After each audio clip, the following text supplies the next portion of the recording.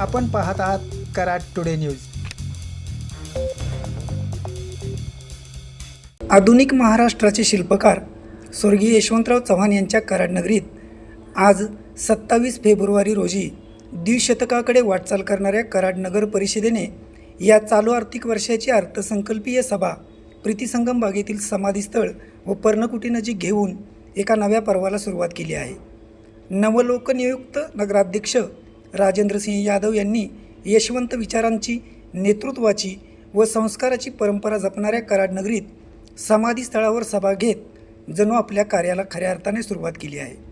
नगराध्यक्षांसह सर्व नगरसेवक यांनी प्रारंभी स्वर्गीय यशवंतराव चव्हाण यांच्या समाधीचे दर्शन घेत मराठी भाषा दिनाचे औचित्य साधत कवी कुसुमाग्रज यांच्या प्रतिमेस पुष्पांजली अर्पित करून अर्थसंकल्पीय सभेला सुरुवात केली।